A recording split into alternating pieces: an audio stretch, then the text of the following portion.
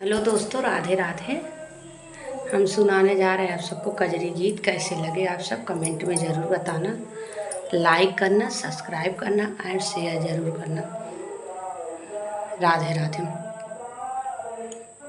हमें भाव नहीं तोरे घर के परिवार पिया, बाटी परेशान पियन। हमें भाव नहीं तोरे घर के परिवार पिया, बाटी परेशान पियन। तोहरी अम्मा हमरी सासु बतिया बोल दिन रात। तोरे सासु तोहरी अम्मा हमर सासु बतिया बोल दिन रात। तोहरी अम्मा सासु बतिया बोल दिन रात। चल नाही उनके घर में राज पिया, बाटी परेशान पियन। अब चले नाही उनके घर में राज पिया, बाटी परेशान पियन। हमें भाव नहीं तोरे घर के परिवार पिया, परेशान पियन। हमें भाव नहीं तोरे घर के परिवार पिया, बाटी परेशान पियन। हाँ ताहर सासु हमर अम्मा लागती जगदम्बा। ताहर सासु हमर अम्मा वो तो लागती जगदम्बा रे।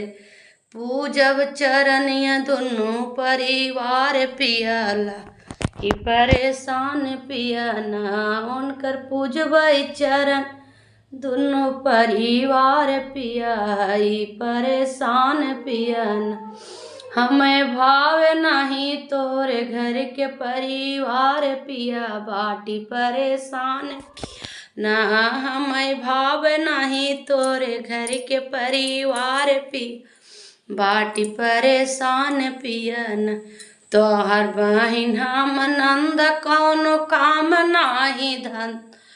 तोहर बहिनी हम नंद करे काम नाही धंधा। तोहर बहिनी मोरी नंद करे काम नहीं धना। इनका भेज द ससुर भरे सम्मान पिया, बाटी परेशान पियन। इनका भेज द ससुर भरे सम्मान पिया, बाटी परेशान पियन।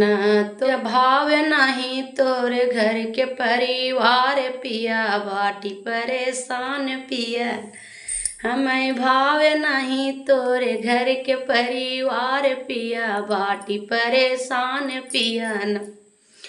हमर बहिनी तोहर साली देख लागती निराली। हमर बहिनी तोहर साली ओ तो बाटी खूब निराली। उनका निदा चुनरिया रंग धानी पिया, बाटी परेशान पियन।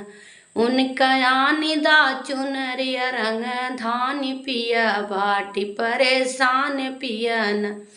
हमें भाव नहीं तोरे घर के परिवार पिया, बाटी परेशान पियन। हमें भाव नहीं तोरे घर के परिवार पिया, बाटी परेशान पियन।